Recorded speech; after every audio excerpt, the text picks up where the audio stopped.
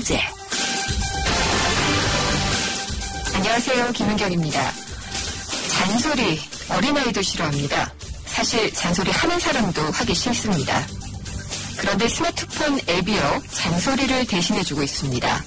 다이어트 앱을 깔아뒀더니 오늘은 얼마나 칼로리 섭취가 가능하다, 운동해라, 이런 계속 잔소리 메시지가 뜹니다. 이런 스마트한 잔소리 때문에 살 빼는 분이 적지 않다고 합니다. 건강과 관련된 잔소리는 효과가 있다, 이런 연구 결과도 있습니다. 뉴질랜드 한 대학의 연구 결과 활동을 적게 하는 사람들 가운데 배우자나 아이들이 몸 좀 움직여라 라고 해주는 잔소리를 고마워하고요. 그래서 운동을 하게 된다, 이런 내용이 있습니다. 신뢰하는 사이에서는 운동하라는 잔소리가 효과적이라는 거죠. 가수 아이유와 2AM이 부른 노래 잔소리. 연애하는 사이에서의 잔소리는 달콤할 수도 있다라고 얘기를 하고 있는데, 달콤하기는커녕 쓸 걸 알면서도 우리 정부에는 좀 잔소리를 하고 싶습니다.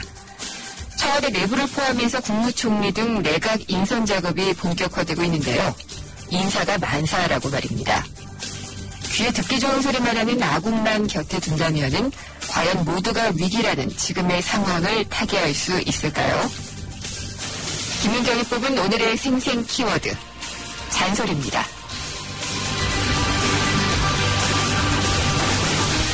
저희 생생경제가 준비한 경제 이슈를 소개해드리겠습니다. 서울의 경우 65개월째 오르고 있는 전셋값, 과연 언제까지 이어질까요?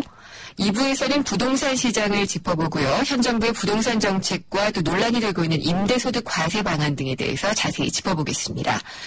그리고 3부에서는요. 지난주 목요일에도 짚어봤던 KB금융 사태를 좀 더 자세히 들여다보겠습니다.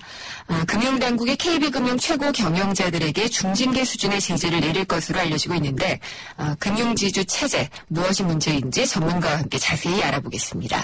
김은경의 생생경제 1부 시작합니다.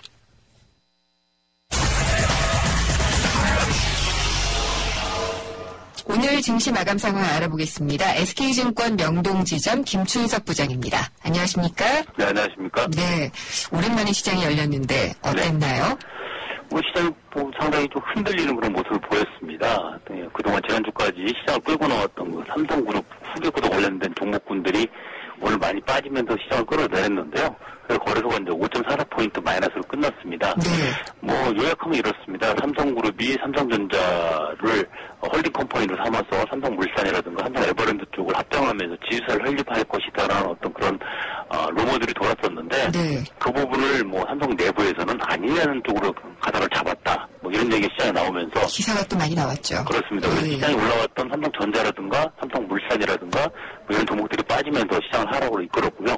그런 쪽으로 종목별로도 마이너스로 그렇게 끝나는 모습을 보였습니다. 지수는 그러면은 지금 오늘 2차선이 깨졌나요? 1990으로 끝났습니다. 1990. 예. 네. 코스닥 시장은 어땠나요? 코스닥은 이제 플러스 0.91로 끝났습니다. 모처럼 만에 이제 하락하지 않고 상승으로 또 끝나는 모습이 있는데, 그동안 워낙 많이 빠진 그 폭에 비해서는 올라오는 폭이 좀 적었고요.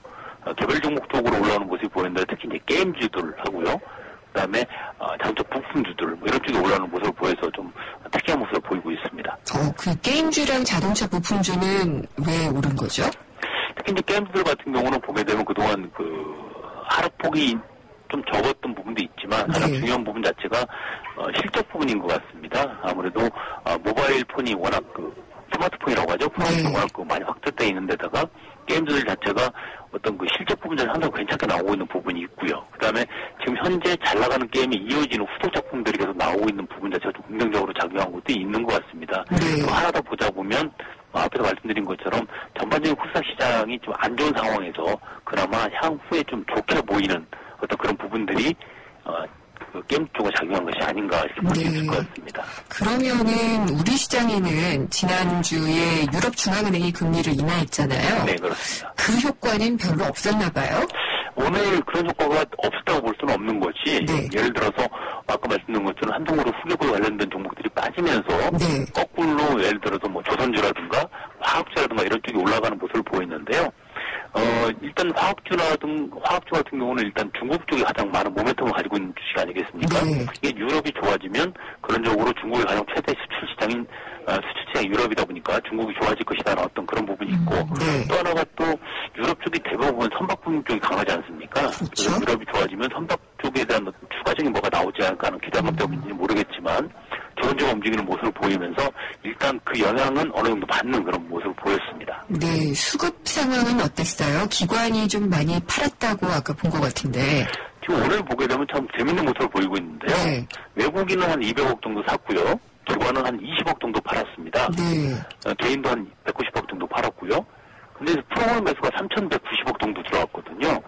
근데 주가가 빠졌습니다. 네. 이거 어떻게 봐야 되냐면 일부 종목에 대한 매도가 많았다 이렇게 봐야 될 것 같습니다. 일부 종목. 예. 이게 제가 한번 확인을 해보니까 삼성전자라든가 삼성전자 우선주 그리고 뭐 SK이노베이션이라든가 LG생활건강 이 정도만 해도 한 1,000억 정도가 되는 매도가 나왔더라고요. 이쪽이면. 네. 그러니까 일부 그동안 많이 올랐던 종목군 쪽으로 매도가 집중됐다 이렇게 볼 수 있을 것 같습니다. 그래서 프로그램 매수가 들어와서 주가를 받쳤지만 빠지는 것을 막는 데는 좀 한계가 있었다 이렇게 네. 볼 수 있을 것 같습니다. 그렇군요. 그러면은 이 삼성그룹주 같은 경우에 아직 그룹 쪽에서 명확하게 이렇게 하겠다라고 얘기한 건 없잖아요. 그러니까 후계구도 관련해서는요. 네, 그렇습니다. 예, 그러니까 어쨌든 기업 상장을 통해서는 이런 것을 하겠다라고 얘기를 하고는 있는데, 네. 그러면 삼성주가 오늘은 일단 빠졌는데, 이게 앞으로의 움직임이랄까요? 어떻게 봐야 될까요? 일단은 오늘 빠진 자체는 아까 말씀드린 지지에서 가지 않겠다라는 어떤 그런 네. 소문 때문일 수도 있지만 가장 큰 건 그런 주가가 많이 올라왔다는 부분이 될 수 있고요. 두 번째로는 말씀하신 것처럼 일단 삼성 SS 상장이라든지 삼성 에버랜드 상장이라든지 이런 부분들은 공식화된 부분 아니겠습니까? 네. 그래서 일단 이 공식화돼서 이것들이 상장되고 난 다음에 그 다음에 이제 차츰차츰 정리가 되는 그런 단계가 될 것 같거든요. 결론적으로 삼성 에버랜드가 홀딩 컴퍼니 역할을 하면서 그 밑으로 삼성전자라든가 삼성생명이라든가 이런 쪽이 밑으로 이제 하부 조직으로 내려가는 네. 그런 어떤 일관화된 조직이 될 걸로 봅니다. 그렇게 보다 보면 이 부분 자체는 앞으로 상당 기간 이슈가 될 수는 있을 것 같아요. 그러니까 지금 오늘은 빠졌지만 앞으로도 어떤 다른 어떤 말들이 나오면서 또는 어떤 흐름이 있으면서 여러 가지 말들이 나올 수 있는 것이기 때문에 오늘로서 이것이 생명이 끝났다라고 보기는 좀 어려울 것 같고요. 앞으로 이쪽은 조금 더 관심을 가지고 보시는 게 맞지 않을까 생각합니다. 네, 그러니까 어떻게 공식 발표가 되느냐에 따라서 좀 달라지겠지만은 후계 구도가 명확하게 정리가 되기까지 시간도 상당히 좀 많이 걸릴 것 같고요. 네, 그렇습니다. 예, 그러니까 시장을 조금 좌지우지할 수 있는 주들이기 때문에 네. 아무래도 좀 관심이 가는 것 같습니다. 네, 그렇습니다. 예, 오늘 말씀 잘 들었습니다. 네, 감사합니다. SK증권 명동지점 김춘석 부장이었습니다.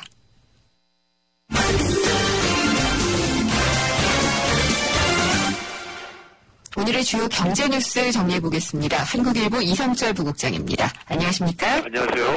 개성공단의 임금이 오른다고 하네요. 네, 북측 근로자 최저임금이 이 5월분부터 5%가 인상이 된다고 합니다. 예. 통일부에 따르면 우리 측 개성공업지구관리위원회, 그다음에 북측의 중앙특구개발지도총국 이 양측이 개성공단 북측 근로자의 월 최저임금을 5월분부터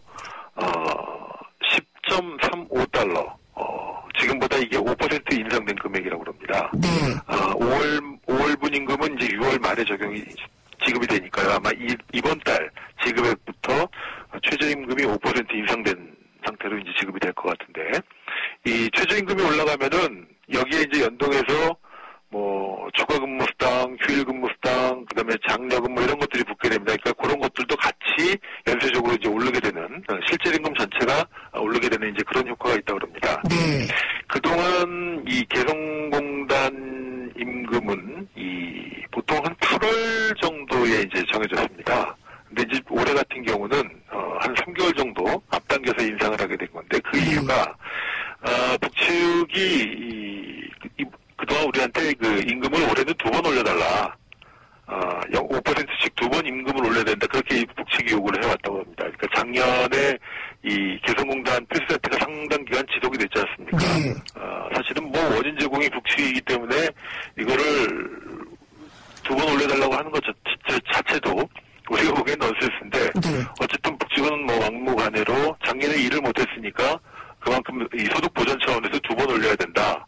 그렇게 주장을 해왔다고 그래요. 우리는 안 된다고 해왔고. 8월에 올리지 않고 3개월 앞당겨가지고 5월분부터 올리겠다 이런 식으로 아마 이제 절충이 됐던 것으로 보여지는데 현재 이제 개성공단에서 일하는 북측 근로자가 전체적으로 52,000명 정도 된다고 그러고요.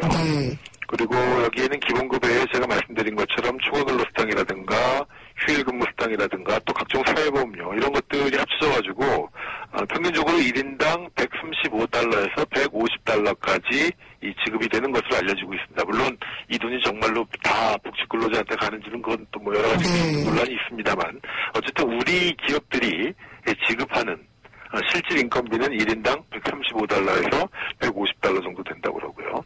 이걸 이제 연간으로 환산하면은 한 8,700만 달러 정도 된다고 합니다. 여기서 이제 5%가 인상이 되면은 대략 400만 달러 정도의 이제 추가 부담이 생기는 것이고, 우리 입장에서는요. 반대로 북측 입장에서는 400만 달러 정도의 이제 외화 벌이가 가능한, 그렇게 보여지는데, 사실은 제가 말씀드렸습니다만, 사실 북측의 문제, 북측이 일방적으로 개성공단을 폐쇄했고, 자기들이 폐쇄해놓고, 일 못했으니까 월급을 2번 올려달라 요구한 것처럼 우리가 보기에는 도저히 있을 수가 없는 상당한 요구인데, 어찌되었든 그렇다고 해서 우리가 전혀 들어주지 않을 경우에는 아마 우리 정부 입장에서는 북측이 또 어떤 형태로 우리 기업들한테 불이익을 줄지 모르기 때문에 대충 3개월 정도 앞당겨서 하는 식으로 대신 한 번만 올리는 쪽으로 결정이 됐던 것 같습니다. 사실 개성공단의 의미에 대해서는 여러 가지 논란도 있고 또 작년에 이제 폐쇄 사태를 한 차례 겪으면서 여러 가지 얘기가 있었습니다만은 사실 참 잘 돼야 됩니다. 그렇죠. 잘 돼야 되는 것이고. 여러 가지 이것이 이제 어떤 한반도 평화의 중요한 하나의 이게 평화지대랄까요?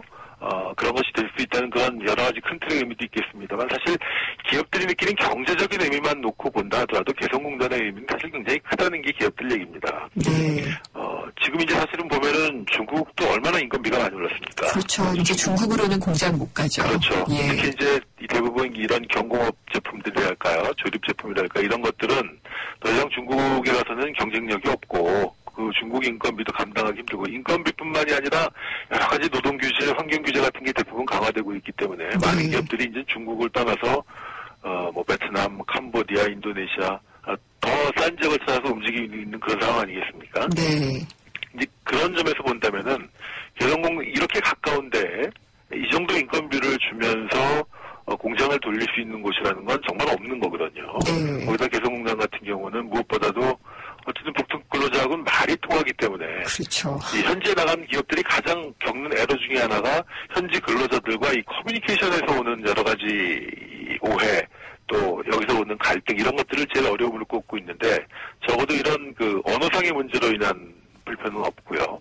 거기다가 개성공단이 인천이라든가 이런 데 가깝기 때문에 물류도 굉장히 좋은 입지고 사실 우리 중소기업들 특히 이제 인건비 부담이라든가 이런 게 큰 우리 경공업이라든가 조립 제품이라든가 부품이라든가 이런 우리 중소기업 입장에서는 정말로 개성공단이라는 게 굉장히 좋은 위치고 이것이 정말로 좀 더 넓게 조성이 돼서 더 많은 기업들이 갈 수만 있다면 참 그렇게 돼야 된다고 생각이 됩니다. 그렇게 되면 자연스럽게 이것이 어떤 한반도 평화랄까요? 남북긴장 완화에도 큰 도움이 될 것이고 참 개성공단은 좀 앞으로도 좀 더 발전적으로 나갈 수만 있다면 정치적인 것은 물론이거니와 경제적으로도 굉장히 큰 의미를 지닌다고 생각이 됩니다. 사실 경제적인 것만 놓고 보면 그런데 항상 정치적인 리스크 때문에 그렇게 되고 저는 그런 생각도 좀 드네요. 중장기적으로 보면은 북한이 시장 경제를 좀 경험을 하고 우리가 통일로 갈 수 있는 어떤 그런 상징적인 공간으로서의 의미도 상당히 크다는 생각도 들고요. 사실 북한 입장에서도 실용적인 측면에서 본다면 개성공단은 자기들도 사실은 키워야죠. 굉장히 사실은 유용한데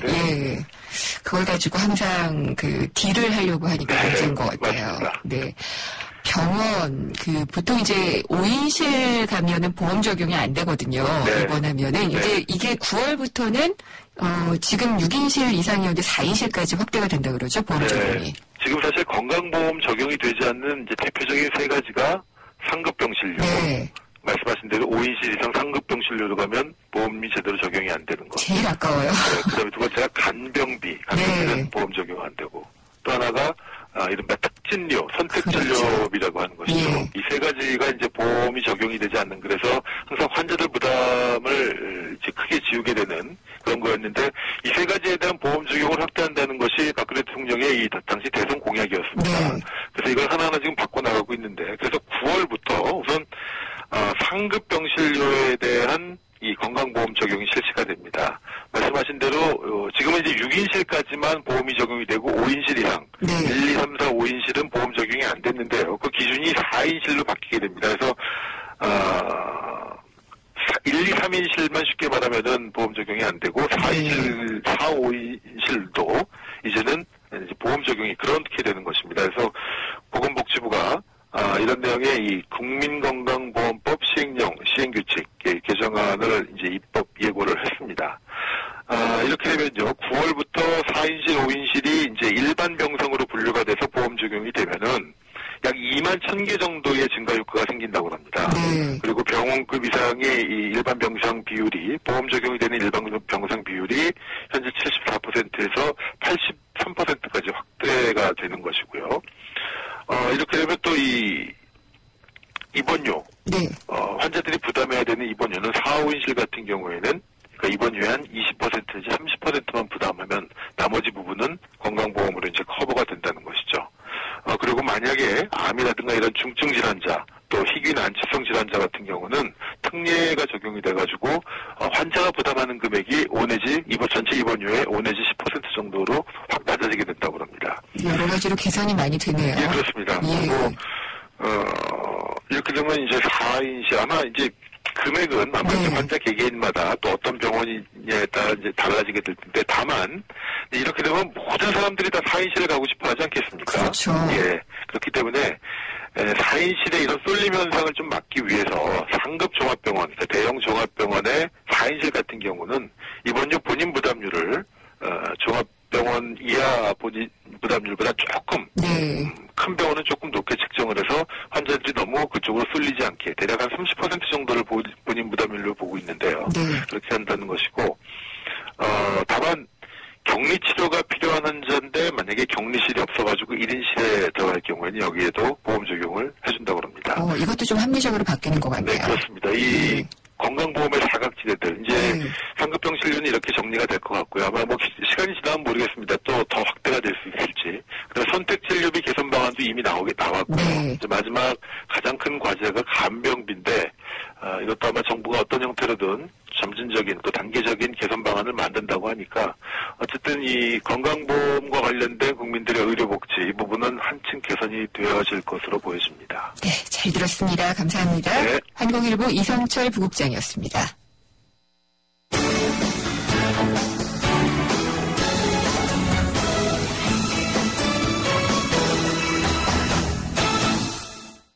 네, 생생경제 1부 여기까지고요. 2부에서는 미친 전셋값. 정말 서울에서는 65개월째 오르고 있어요. 왜 이런 건지, 앞으로는 좀 개선이 될 수 있는 건지 다시 한번 좀 진단을 해보도록 하겠습니다. 막막한 세입자들 정말 많죠. 잠시 후 2부에서 뵙도록 하겠습니다. 안녕하세요. 도박 중독 예방을 위해서 노력하는 개그맨 황기순입니다. 저는 요즘 도박 중독을 예방하기 위해 강연을 다니는데요. 지금도 우리 주위에는 많은 사람들이 도박 문제로 고통을 받고 있습니다. 본인이나 가족이 그런 고통 속에 있다면 24시간 상담 전화 11336을 눌러보세요. 전문가들로부터 도움을 받는 희망의 빛 상담 전화입니다. 도박 문제 전문가와 상담하세요. 국번 없이 11336. 예방부터 치유까지 24시간 상담으로 도움을 드립니다. 이 캠페인은 사형산업통합감독위원회와 한국도박문제관리센터가 함께합니다. YTN Hops English Debating Championship. YTN이 주최하고 YTN 라디오가 후원하는 2014 청소년 영어 토론 대회가 오는 7월과 8월 개최됩니다. YTN과 함께하는 꿈과 열정의 무대. 청소년 여러분의 많은 참가 바랍니다. 20년차 경제 전문 기자 김은경 기자가 전하는 알기 쉬운 경제 이야기. 김은경의 생생경제.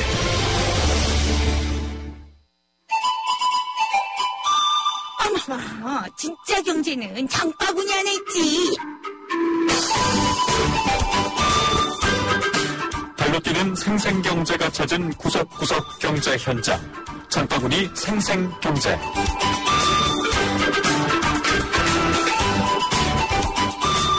안녕하세요. 서울 마포구 합천동 자전거 샵입니다. 수리는 매번 저희가 항상 바쁩니다. 많이 와요. 날씨가 좋아지면서 또 사람들이 밖으로 나오려고 하니까 정비를 많이 받으러 찾으러 오세요. 요즘 샵에 오는 손님들이 이제 여성분들이 많이 늘었고요. 사실은 목적이 뭐냐면은 운동에 이제 레저, 살도 빠지는 것 같고 자전거를 많이 구매하러 오십니다. 구매하고자 목적이 뭐냐면은 동호회 활동이나 개인적인 이제 운동이나 그런 거를 활용하기 위해서 많이들 찾아오고 오셔서 급한 자전거를 저희가 해드리고 있습니다. 요즘 여성분들도 다 사이클이나 시티바이크, 하이브리드라고 그러죠. 그런 게 요즘 판매가 많이 되고 있어요. 네, 장바구니 생생경제죠. 우리 생활 속 경제 현장을 다녀오는 시간입니다. 날씨가 많이 풀려서 이제 풀리다 못해서 더워지고는 있는데 자전거 많이 탄다고 합니다. 그래서 수리점에 지금 장바구니 생생경제 리포터인 박화영 리포터가 다녀왔다고 합니다. 고객이 많이 늘어나고 있다고 하고 자전거 타는 모습 늘어나는 것은 참 좋은 이미지로 다가오는데요. 영국 총리도 그랬던가요? 아마 자전거로 출퇴근도 하고 그런 모습을 보면 상당히 좀 훈훈한 그런 모습인데 저는 안전이 좀 걱정이 돼서 이 자전거 보험 이런 얘기들도 나오던데 그런 것들은 어떻게 되고 있는지 그 부분도 좀 궁금하네요. 세상의 베이스가 되다 포스코 협찬으로 김은경의 생생경제 2부 시작하겠습니다. 생생경제 참여 방법 알려드릴게요. YTN 라디오의 애플리케이션 예스 또는 짧은 문자는 50원, 긴 문자는 100원이 부과되는 휴대전화 우물정의 0945번, 트위터는 YTN_이코노미고요. 웹사이트 김은경의 생생경제로 들어오셔도 됩니다. 여러분의 많은 의견 기다리겠습니다. 차 안에서 먹고 또 먹어도 사람들이 타고 또 타고 페버리즈 차량용이 있으니 냄새 걱정이 없어. 상쾌한 드라이브 페버리즈 차량용과 함께 페버리즈 차량용. 서울 전셋값 보면은요, 65개월째 오르고 있습니다. 2009년 1월부터 올랐다고 하고요. 수도권도 다르지 않아서 64개월째 오르고 있는데, 전세 사는 사람들의 집 없는 서름도 그만큼 계속 커지고 있다는 뜻이겠죠. 근데 언제까지 이런 전셋값 상승이 계속될까요? 그 부분이 저도 무주택자이고 전세를 살고 있기 때문에 많이 궁금한데요. 많은 분들이 그럴 겁니다. 박원갑 KB국민은행 부동산 전문위원 전화로 연결했습니다. 함께 얘기 나눠보도록 하겠습니다. 안녕하십니까?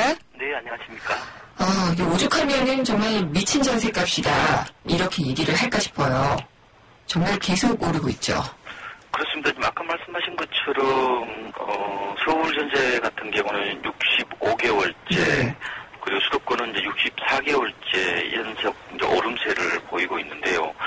이런 모습들이 결과적으로 이제 무주택 서민들의 주거비를 더 말하자면 안정시키는 뭐 그런 결과를 낳고 있고 이제 전세 푸어를 더 확산시키는 그런 측면이 있는 거거든요. 렌트 푸어, 전세 푸어, 예. 그렇죠. 네. 지금은 하우스 푸어보다는 오히려 전세 푸어가 더 뭐 어렵다 이런 얘기를 많이 하는 거거든요. 제 주변에서도 보면은 많이들 그래요. 그렇습니다. 예. 그래서 이제 왜 이렇게 이제 전세값이 계속해서 오르느냐 이런 얘기를 하시는데 한 두 가지 정도로 말씀을 드리고 싶어요. 네. 그러니까 집을 사지 않고 여전히 전세로 눌러앉는 모습들이 이제 어떻게 보면은 전세 시장에 이제 쏠림 현상, 네. 이걸 이제 병목 현상을 더 가속화시키는 측면도 있고요. 정부가 그 사이 이제 집을 사라고 많이 독려를 했죠. 그렇지만 집값 전망을 좀 어둡게 보는 특히 젊은 층을 중심으로 전세살이를 좀 선호하는 그런 경향들이 좀 있습니다. 뭐 돈이 있어도 뭐 전세로 산다고 해서 전세 부자라는 말까지 생겼죠. 네. 또 하나는 이제 집주인이 자신의 수익을 극대화하기 위해서 전세를 월세로 돌리는 현상들이 이제 광범위하게 나타나고 있다는 겁니다. 네. 집값은 오르지 않지 또 은행의 이자는 낮지 그러다 보니까 이 전세를 월세로 돌리면은 수익이 한 배 정도 높거든요. 그러다 보니까 집주인은 계속해서 이제 전세로 돌리다 보니까 전세 유통 물량이 줄어든 겁니다. 네. 그러다 보니까 전세 가격이 계속해서 지금 고공비행하는 그런 모습이 나타나고 있는데 아무래도 이런 문제 때문에 뭐 정부나 뭐 전문가들이나 모두 좀 걱정을 하고 있는 상황입니다. 네. 근데 이게 전세 공급 물량이 이제 그 집주인들이 그렇게 수익을 극대화하기 위해서 바꾸면서 공급 물량이 줄어든 것도 있고요. 그다음에 이제 아까 처음에 얘기하시는 게 집값에 대한 전망을 밝게 보지 않기 때문에 안 사는 것이다라고 말씀을 하셨잖아요. 네, 그렇습니다. 이 부분은 사실 좀 더 분석을 해봤으면 좋겠는 게 저는 거주의 안정성 때문에 집을 사고 싶은 사람이거든요. 네, 예. 근데 이런 사람들이 점점 줄어들고 있는 걸까요? 투자 목적으로라면은 집값이 떨어지면은 안 사겠다라는 게 맞는데 거주의 안정성이라면은 사려고 하거든요. 그래서 요새 보면은 집 사시는 분들은 이제 이사가기 번거롭다. 네. 뭐 이런 것 때문에 집을 이제 홈으로서 사는 경우들이 많이 나타나고 있는 것은 맞습니다. 네. 그렇지만 이게 자본주의가 고도로 발달하면서 집이 하나의 투자 자산화돼 버린 여기에 이제 여전히 가치를 두는 사람들이 많지요. 네. 그러다 보니까 집은 이제 굉장히 선택적으로 소유하려는 경향들이 나타나고 있어요. 기존에 이제 베이비부머 세대 이상 세대들을 좀 주택 보유에 대한 생각들을 좀 보면요, 약간은 맹목적인 소유관념이거든요. 네. 근데 지금은 이게 하나의 투자 자산이 된다는 것은 마치 주식처럼요. 가격이 오르지 않으면 안 사려는 경향들. 이게 말하자면은 어떻게 보면은 많은 사람들이 이제 의식 구조다 보니까 네. 말씀하신 것처럼 거주의 안정성이라든지 홈의 가치로서의 접근하는 사람들보다 이쪽, 그러니까 집을 이제 자산으로 보는 경향들이 강하다 보니까 여전히 향후에 어떤 부동산 가격이 어떻게 될 것이냐에 따라서 구매를 하고 아니면 전세를 눌러앉고 이런 선택을 하는 경우가 좀 많지 않느냐 이렇게 보고 있습니다. 근데 그러면은 집값이 조금 오를 것이다라는 생각이 있으면은 이런 실수요자들이 사게 될까요? 그렇죠. 최근에 아마 그런 모습들이 좀 나타나지 않습니까? 네. 올 들어 1, 2, 3월 달에 거래가 좀 많았거든요.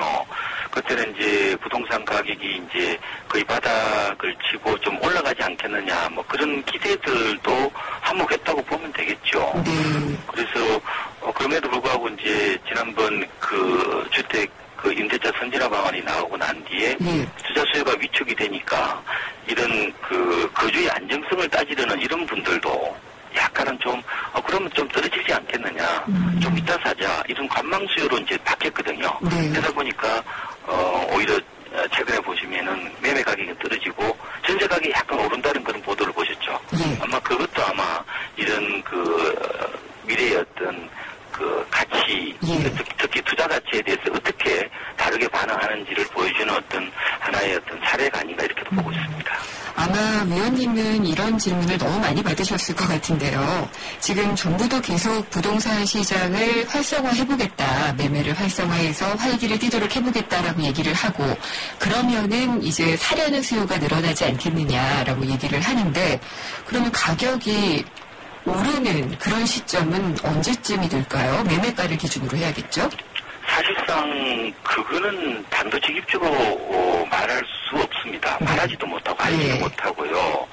그러니까 지금은 저는 부동산 시장이 약간 저성장 국면이라고 보고 있거든요. 네. 저성장 국면의 특징이 뭐냐면요, 거래가 늘어나도 가격이 잘 오르지 않습니다. 네. 그러니까 계속해서 누군가는 물건을 공급하는 거거든요. 그러니까 집주인이 시장을 좀 어둡게 보는 경향들이 좀 있는 것 같고, 그리고 매수자들도 이게 집값이 계속해서 오르지 않는다고 판단하고 있거든요. 대부분 주변 사람들 물어보면. 네. 그렇게 되면은 굳이 추격해서 쫓아가서 집을 살려고 그러기보다는 오히려 싼 명목만 살려는 경향들이 나타나죠. 이러다 보니까 거래는 늘어나더라도 가격이 잘 오르지 않는 그런 패턴들이 앞으로 좀 당분간 이어질 가능성이 높지 않느냐 이렇게 지금 보고 있습니다. 그러니까 당분간은 조금 중장기적인가요? 아마 저도 한 2, 3년 정도로 그렇게 좀 보고 있습니다. 그러니까 과거에는 대부분이 거래량이 늘어나면 가격이 올랐죠. 네. 왜냐하면 싼 것부터 팔리니까요. 그러면은 집주인들은 어떤 기대를 갖게 되죠. 그러면 호가를 올리거나 이제 가격을 이제 호가를 올리거나 아니면 매물로 걷어들이는 거거든요. 지금 그렇지 않습니다. 거래가 늘어나도 오히려 공급은 계속해서 되는 구조거든요. 그래서 지금의 부동산 시장의 패러다임이 과거와는 좀 많이 달라졌습니다. 네, 점점 달라지고는 있는 것 같아요. 예. 그래서 우리가 집을 접근할 때에 아까 저는 그 거주의 안정성 말씀을 하셨는데 저는 굉장히 이걸 좋게 보고 있거든요. 왜냐하면 집값이 옛날처럼 계속해서 올라가는 시대가 아니라면은 집을 어떤 투자 투자재적인 개념보다는 거주의 안정성에 좀 더 무게를 두고 사든지 말든지를 결정해야 되는 구조거든요. 그래서 집을 지나치게 투자 자산으로 받아들였다가는 그게 결국 보면은 집값이 떨어지면 하우스포가 되는 거거든요. 그렇죠. 그래서 좀 인식을 좀 이제는 좀 달리할 필요가 있지 않느냐 이런 생각을 해보고 있습니다. 전세 가격이 자꾸 오르면은 렌트 푸어가 또 돼요. 하우스포가 아니면. 그렇기 때문에 이제 그게 문제가 되는데 지금 제가 하고 싶은 질문을 문자로 주신 분이 있으세요. 7324님인데 전세 찾아서 2년씩 이사 다니는 렌트 푸어족이라고 하시고요. 그래서 앞으로는 전세는 점점 없어지고 월세로 전환된다라고 얘기를 하고 있는데 서민에게는 더 부담이 될 텐데 이걸 어떻게 전망하시나요? 라고 하셨거든요. 근데 이 전세가 또 월세로 다 돌아서는 것도 아닌 게 임대차 그 선진화 방안이요? 또 이게 되면서 또 막힌 게 아닌가 싶거든요. 지금 전세가 월세로 돌아서는 현상을 이제 전세 종말 시대, 전세 소멸 시대라는 얘기를 합니다. 이거는 큰 대세입니다. 어차피 전세는 없어지게 돼 있는데요. 문제는 이게 금액에 따라서 좀 여러 가지 차등화되는 형태로 나타날 거라고 보거든요. 어떻게 차등화가 될까요? 그러니까 비싼 집은 전세로 남아있고 싼 집은 월세로 넘어가는 형태. 그래서 약간 다층화되는 구조라고 보고 있는데요. 왜 그러냐면은 집주인 입장에서는요. 이 전세 보증금은 무이자 차입금이거든요. 은행에서 돈을 안 빌리고 세입자한테 돈을 무이자로 빌린 거겠죠. 그렇죠. 그러면은 이게 빚이거든요. 그런데 내가 그럼 월세로 돌리려면 보증금을 많이 낮춰야 되지 않습니까? 그렇죠. 보증금 100%가 전세거든요. 그러면 이걸 갖다가 보증금을 대폭적으로 낮추려고 그러면 결국 빚을 상환해야 되겠죠. 만약 1억짜리 집이라면은 전세가 8천만 원이라면은 이거를 1,000만 원에 한 40만 원 정도로 월세로 돌리려면은 한 7천만 원 정도만 돈이 있으면 이거를 월세로 돌릴 수 있지 않습니까? 월세 수익이 전세보다는 거의 배 이상 되니까요. 근데 만약에 집값이 10억짜리라면요. 전세가 8억이라면은 이걸 1억에 400만 원으로 돌린다고 하면 생각해보면요. 내가 그러면 이렇게 월세로 돌리기 위해서는 7억이라는 돈이 있어야 되거든요. 그럼 못 돌리겠죠. 그러면은 어떻게 지금 저가 소형주택도 이미 다 월세로 다 넘어갔습니다. 그럼 중간에 거는 거의 반전세로 남아있겠죠. 꼭대기층만 이제 어떻게 보면 전세 형태로 유지하는.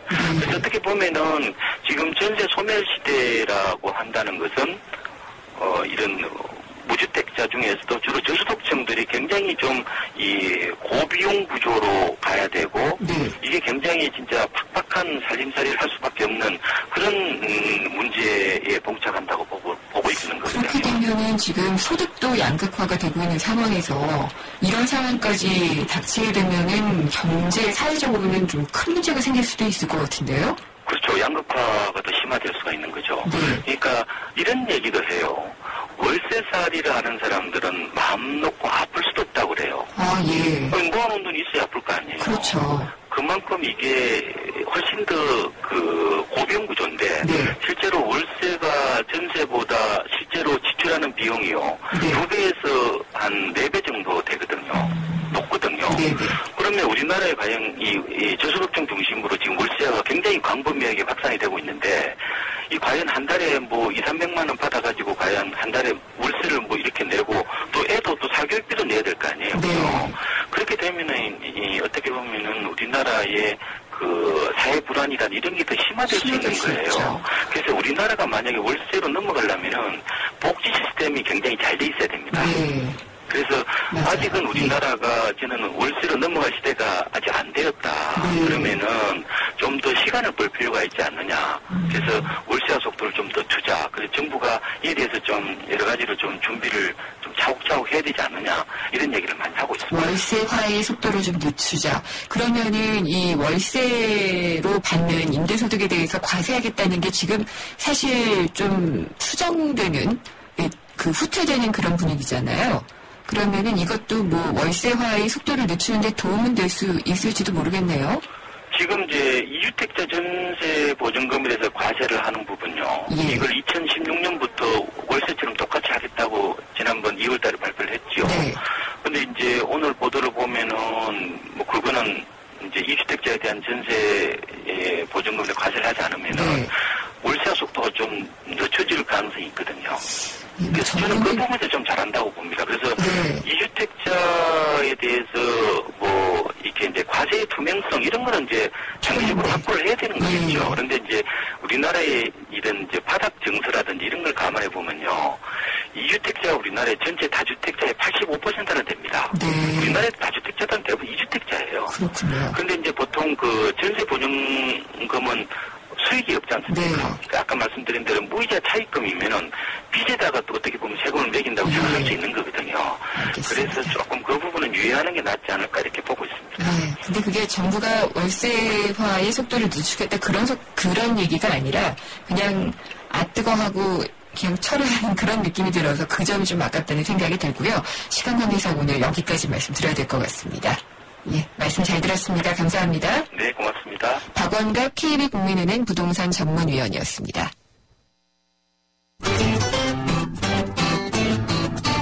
생생경제를 다양하게 만나는 방법.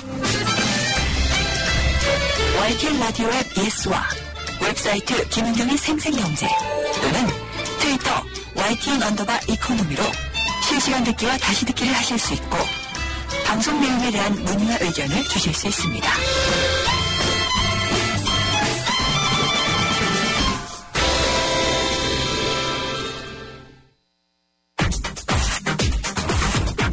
모르면 당하는 경제법률 생생로파. 누군가 실수로 내 계좌에 거액의 돈을 넣었어요. 내 돈은 아니에요, 분명히. 근데 이걸 써도 될까요? 근데 일단 쓰고 보자 이런 마음으로 인출을 해서 사용을 했다면은 어떤 법적 책임을 갖게 될지 갑자기 좀 궁금해졌는데 이와 관련한 얘기를 한번 좀 해보도록 하겠습니다. 오늘 생생로펌 법무법인 한별의 안병환 변호사 나오셨습니다. 안녕하십니까? 네, 안녕하세요. 돈을 갖고 튀면 안 되나요? 예전 영화가 있죠. 예. 박준훈 씨 주연이었는데 돈을 갖고 튀어라. 그렇죠. 네. 그야말로 영화 같은 일이 벌어졌던 사건입니다. 예. 어느 날 A씨는 자신의 은행 계좌 잔고를 확인하던 중에 깜짝 놀랐지요. 이유는 자신의 은행 계좌에 뜬금없이 300만 홍콩 달러. 그러니까 당시의 환율로는 약 3억 9천여만 원이나 된다고 합니다. 당장 인출하고 싶을 것 같아요. 이것이 입금된 것을 봤습니다. 근데 송금한 사람을 보니까 또 전혀 모르는 사람이었고요. A씨는 일단 내 통장에 있는 돈이니까 사용하고 보자 이런 생각으로 이 돈을 찾아서 그동안 밀린 어떤 대금이라든지 뭐 이런 명목으로 이 사용을 해버립니다. 이후에 돈을 잘못 보낸 사람이 당연히 찾겠죠. 은행을 통해서 A씨를 찾아냈지만 돈을 돌려받지 못하자 결국에 검찰에 고소를 한 사안이었습니다. 그러면은 돈이 함부로 들어왔다고 해서 막 쓸 순 없다 이런 얘기로 결론이 나는 것 같은데 그러면은 민사 책임은 돈을 돌려줘야 되는 그런 건 당연할 걸로 생각이 드는데 형사처벌도 되나요? 네, 그게 형사상 점유이탈물 횡령죄에 해당하는지 아니면 단순한 횡령죄에 해당하는지 이것이 문제가 될 수 있는데요. 중요한 차이점은 위탁관계를 인정할 수 있는지 이 부분이 차이점입니다. 위탁이라 그러면은 맡긴 것인지 계좌에 그렇죠. 이 돈을 잘 보관해 주세요라고 해서 맡긴 것인지 이 부분이 큰 차이점인데요. 법정형도 뭐 큰 차이점이 있죠. 점유이탈물 횡령죄를 적용한다면 법정형 기준으로 1년 이하의 징역이나 300만 원 이하의 벌금 정도에 불과하지만 횡령죄의 경우는 보다 높아서 5년 이하의 징역이나 1,500만 원 이하의 벌금에 처해질 수 있도록 형법이 규정하고 있습니다. 그러면은 아까 그 300만 홍콩 달러를 받아서 막 쓰신 그 A씨는 어떻게 되셨어요? 네, 1, 2심 재판부의 판단은 유죄인데 모두 점유이탈물 횡령죄를 적용했습니다. 이 판결 이유에서 횡령죄가 성립하기 위해서는 A씨가 보관자의 지위에 있어야 되는데 잘못 입금된 돈을 수동적으로 받은 것에 불과하다. 이런 점을 들어서 횡령죄에서 말하는 위탁관계를 인정할 수 없으니까 보충적으로 점유이탈물 횡령죄의 책임만을 물었었죠. 네. 그러면은 지금 갑자기 궁금해지는 게 이 점유이탈물 횡령죄라는 것이 그러니까 네 계좌에 잠깐 맡겨둘 테니까 뭐 이렇게 하자라는 어떤 차명계좌 사용 같은 그런 경우도 여기 포함이 되는 건가요? 아닙니다. 차명계좌 사용은 현행 법률에 의해서 이제 금지가 되고 있는 부분이고요. 횡령죄라는 것은 또 이제 위탁관계, 맡긴 부분, 그 재물을 보관하고 있는 사람이 재물을 맡아두었음에도 불구하고 임의로 이것을 소비하거나 반환을 하지 않는 이런 경우에 적용되는 죄죠. 이에 반해서 점유이탈물 횡령죄라는 것은 뭐 유실물, 다른 사람의 점유를 이탈한 이런 물건들을 이제 소비하거나 이런 경우에 적용되는 죄죠. 가장 큰 차이는 아까 말씀드렸듯이 위탁관계 여부겠는데요. 예를 들면 바람에 이웃집에 어떤 옷이 날아왔어요. 이것을 몰래 취득하면 안 되겠죠. 당연히 돌려줘야 되는 거지만 이것을 몰래 취득했을 경우에 이 경우에 바로 점유이탈물 횡령죄에 해당될 수 있다. 이런 말입니다. 그럼 아까 그 A씨 사건 같은 경우에 1, 2심만 말씀해 주셨거든요. 네. 대법원에서는 그럼 결론이 혹시 바뀌었나요? 네. 대법원에서 이 결론이 바뀌었습니다. 대법원은 이 사건에 대해서 횡령죄가 성립할 수 있다라는 결론으로 사건을 다시 항소심 법원으로 돌려보냈던 사안이죠. 근거는 뭔가요? 예. 재판부는 판결문에서 잘못 송금된 경우에는 보내고 받는 사람 사이에 신의 성실의 원칙에 근거한 보관 관계가 성립한다 이렇게 판단했습니다. 따라서 자기 계좌에 돈이 들어왔다고 해서 마음대로 돈을 찾아 쓴 것은 바로 횡령죄에 해당한다 이렇게 판단을 하면서 결국 송금착오의 경우에는 신의 성실의 원칙에 근거한 위탁관계를 인정하고 이에 근거해서 횡령죄가 성립할 수 있다는 점을 분명히 해준 대법원 판례였죠. 그러면은 전혀 모르는 사람의 돈이라도 나한테 들어왔을 때 쓰는 것은 큰 처벌을 받을 수 있다. 이렇게 교훈을 얻으면 되나요? 그렇죠. 나중에 이제 은행을 통해서라든지 연락 송금착오기 때문에요. 수가 이 사안의 경우는 굉장히 거액이었거든요. 그러게요. 그럼 일단은 쓰지 말고 잘 보관하고 있다가 나중에 이제 처리를 하셔야 되겠죠. 그러면은 내 계좌에다가 잘못 입금해서 나에게 어떤 바람을 넣었다 이런 걸로 소송을 하거나 그럴 순 없나요? 일단은 잘못된 계좌의 경우에는요. 송금착오의 경우에는 상대방에 대해서 상대방이 그 돈을 가지고 있을 법률상 정당한 근거가 없거든요. 그래서 부당이득 반환 청구를 할 수가 있고요. 은행 쪽에 긴급히 요청해서 인출을 하지 말도록 해달라 이런 취지로 좀 부탁을 하셔야 되겠죠. 그렇군요. 좀 화제를 바꿔서 이 골목길에 대해서요. 그러니까 30년 이상 주민들이 다니던 골목길에 대해서 이 소유권을 취득한 새로운 땅 주인이 와서 이제 내 거다. 그러니까 사용료를 달라라고 소송을 제기한 그런 소송이 있었다고 하더라고요. 근데 이러면은 법원은 어떻게 판결을 하게 되나요? 네, 일단 이 상황의 경우에는 부산에서 있었던 약 1000제곱미터, 300평이 조금 넘는 넓인데요. 여기서 골목길하고 통학로를 두고 벌어진 소송이었습니다. 이 사안의 경우에는 30년 이상 오랫동안 주민들이 자유롭게 이용했는데 갑자기 경매를 통해서 취득한 새로운 소유자가 이제는 내 땅이니까 통행료를 받아야 되겠다 이런 취지로 이제 소송을 제기했었죠. 근데 법원은 30년이라는 아주 긴 시간 동안 매우 긴 시간이죠. 인근 주민들이 이 통행로로 이 길로 사용했던 부분을 고려해서 이제 원고의 청구를 기각했던 사안이죠. 근데 이 사람도 대단한 것 같아요. 어떻게 이렇게 사람들이 지나다니는데 통행세를 받을 생각을 했을까? 통행료? 일반적으로 보면 소유자는 자신의 소유물에 대해서 기본적으로 이걸 사용하고요. 또 수익을 얻고 처분할 수 있는 권능은 당연히 있습니다. 근데 이제 소유권이 절대적인 것이 아니겠죠. 소유권을 제한하는 여러 가지 제한 물건도 있을 수 있고요. 기본적으로 또 타인에 대해서 권리 남용을 해서는 안 되니까요. 이런 부분이 이제 고려가 된 것이고요. 법원도 이 토지가 원래의 땅 주인이 이제 독점적이고 배타적인 사용 수익권을 포기한 것으로 봤습니다. 왜냐하면 아주 오랜 기간 동안 주민들이 자유롭게 경매를 했던 길이었기 때문에요. 그래서 이제 새롭게 경매를 통해서 이 소유권을 취득한 사람도 이런 사정을 잘 알면서 이것을 경매를 통해서 매수했다 이런 논리였고요.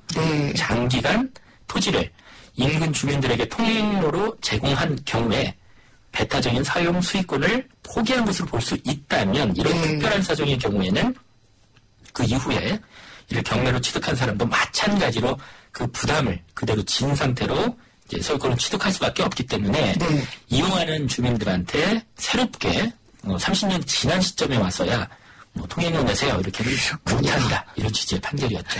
알겠습니다. 골목길 소송까지 잘 들어봤습니다. 말씀 감사합니다. 네, 감사합니다. 법무법인 한별의 안병한 변호사였습니다.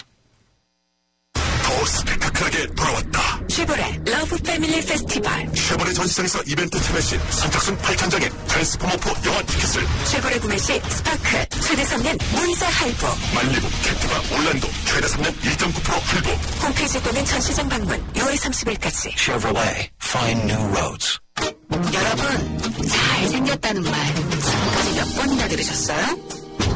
아니, 얼굴 말고요. 우리 모두 이 세상에 잘 생겨났잖아요.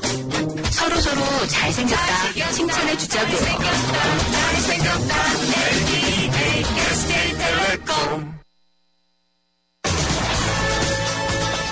각종 금융사고와 내분으로 무리를 빚은 KB금융의 최고 경영층에게 금융당국이 징계를 통보하겠다라고 밝혔습니다. 지난주 목요일에 이어서요. 생생경제에서는 KB금융 사태의 원인 그리고 금융지주에 대한 무역론까지 제기가 되고 있는 은행 지배구조에 대해서 자세히 알아보도록 하겠습니다. 4시 뉴스 듣고 3부에서 이 얘기는 진단을 해보도록 하겠고요.